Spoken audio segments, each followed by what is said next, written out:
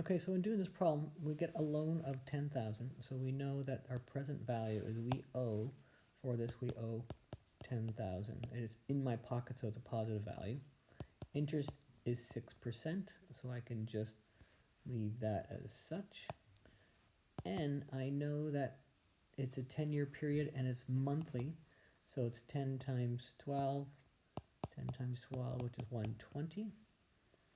And the future value at the end of 10 years, my loan must be paid, so it's 0. It's being compounded. Payments are every month, compounded monthly, and we're going to put it at the end because our payments go at the end of the month. So the interest gets put on then.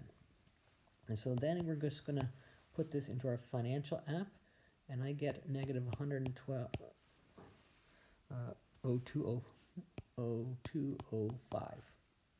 So that means $111.02 is my monthly payment. And that was to determine the monthly installments in order to repay the loan on time. So for the full 10 years that we had. Now, when we go to B part, we want to find out how much she still owes after the 5th year. So I have to consider the 5th year.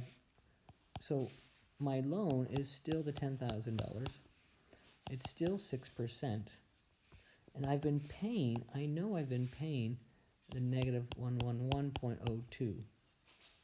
I do not know the future value. This is still 12 because it's 12 payments a year, compounded yearly.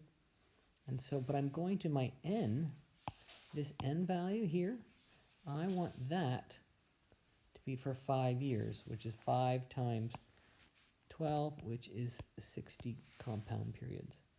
And so when I put that into my calculator and I hit the button, it tells me that it's 5742.63 because I still have the 10,000 to pay and I'm paying this much, and I want to know what's the future value after 60 months of the loan. Hope that helps.